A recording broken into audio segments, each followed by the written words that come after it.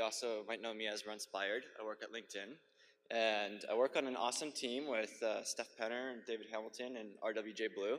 And together, we've been working really hard on a set of performance tooling, which I would like to show off a little bit of today to you. This is called Heimdall.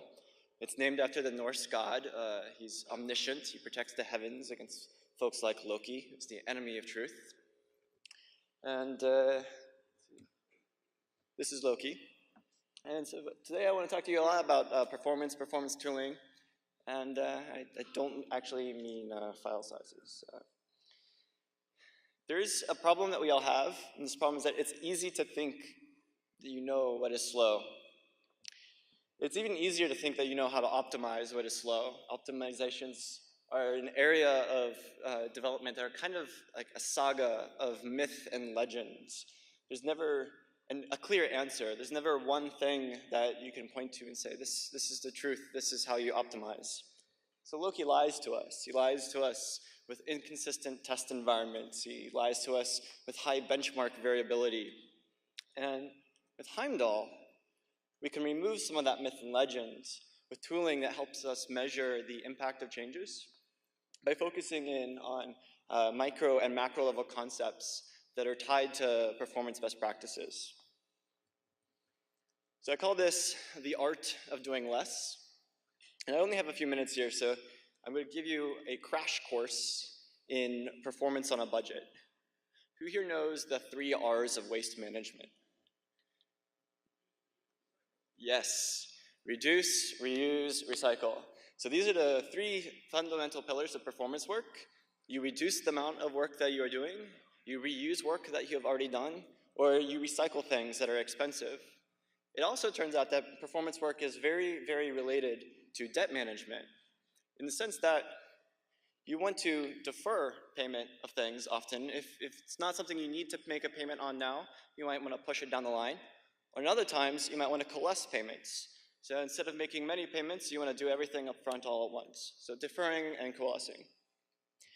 That reducing, reusing, recycling, it's usually very easy to measure and see if you have made an effect with that kind of work. But with deferring and coalescing, it can be a lot harder to tell if you have had an effect, because that work was often distributed in small chunks all over the place before, or it is afterwards. It might be hard to find those chunks. It might be hard to see their true impact. So crash course done. Let's dive into something. This screenshot is an attempt at loading 4,000 records into Ember data. And without any real context, it can be pretty intimidating to go, oh, well, here's a big giant blob of color. Well, I see a giant function called flush that took a long time. Maybe I need to optimize flush. You don't see, looking at this context of maybe where you should start looking.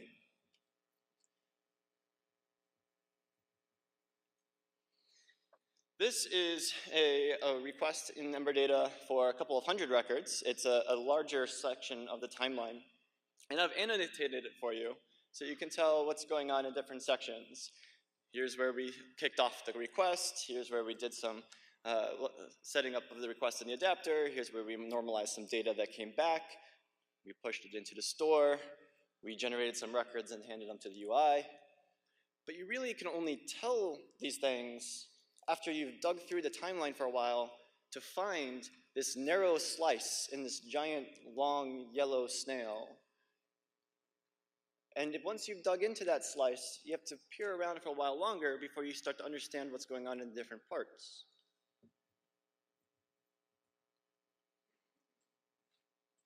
So this is where most people stop, because they feel abandoned and lost. They just don't know where to dig in. And Heimdall comes to save us. So today, you can do yarn add ember.perf timeline.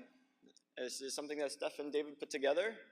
It will add into your timeline information about rendering and re-rendering of outlets and components.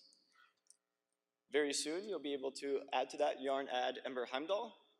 That will make ember.perf timeline use Heimdall, as well as enable Heimdall instrumentation that we've been working on that's built into things like Ember data to also surface its information.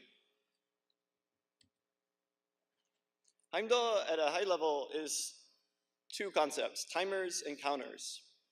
And timers, your primary interface, are really good for a macro level view of what is going on in your application. Like this area of the timeline, what was I doing? It's a great annotation tool, but that's a different way of looking at a timer than how we're used to kind of using timers in performance debugging.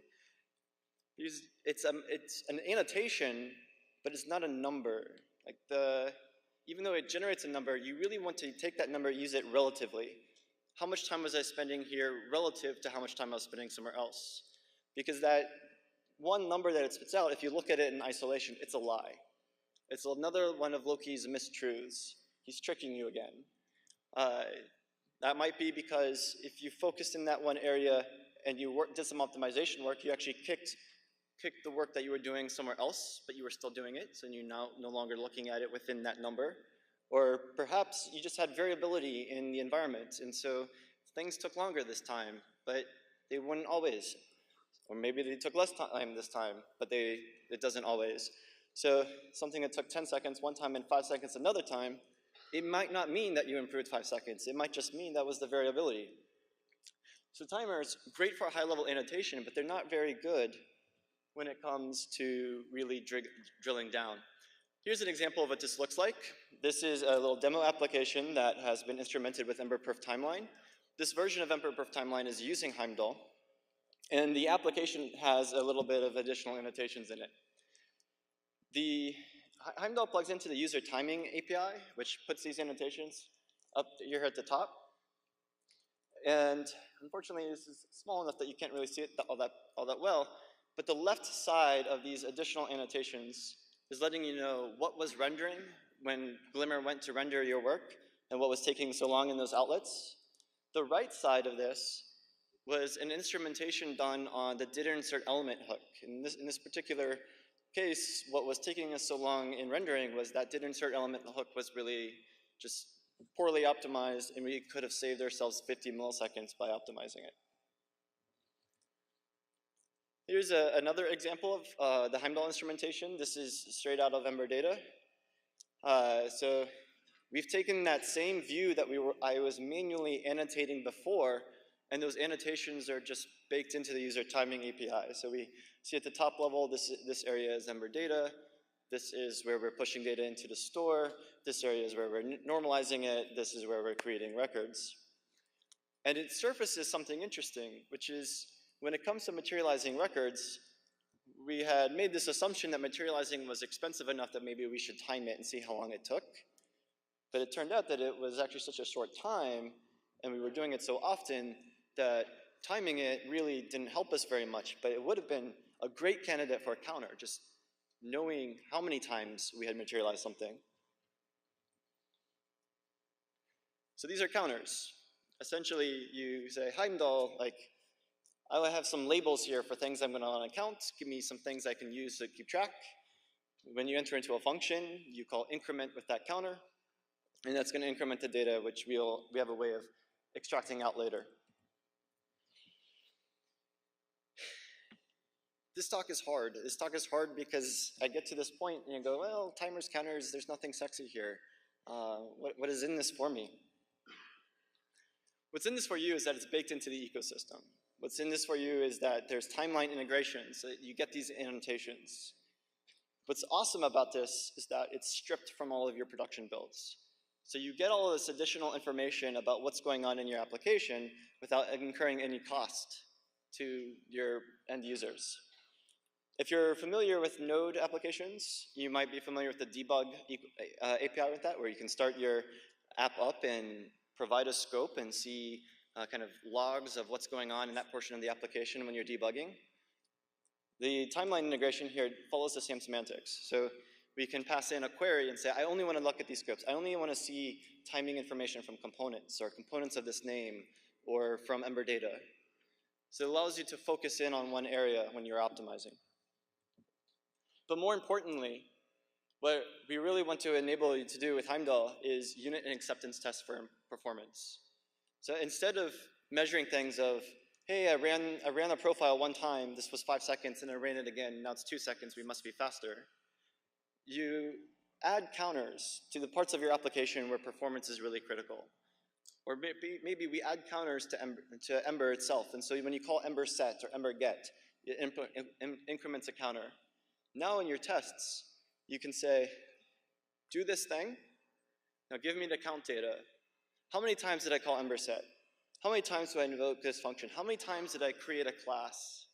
This lets you catch errors in your own code where you are backtracking and doing extra work.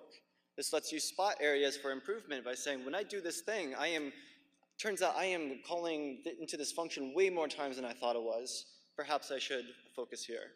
So count data is something that cannot lie to us as easily because it is a finite number that is not dependent on the environment.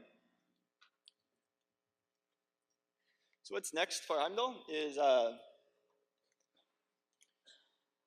we want to do a lot of visualization work. We want to give you the ability to query the data that has been generated for the counters. We want to do conditional code stripping. So if you want to ship this to production and you only want some pieces of the instrumentation left in and everything else stripped out, you'll be able to do that. We want to enable you to be able to stream that data from your production application back so that you can run analysis on it. And then for power users, if you happen to know the Chrome tracing API, we want to do trace event integration. So perhaps now you understand the importance of counters and timers. But when do you get this? It's too soon, but it is not coming now. It's not coming today. But it is very close. Right. Thank you.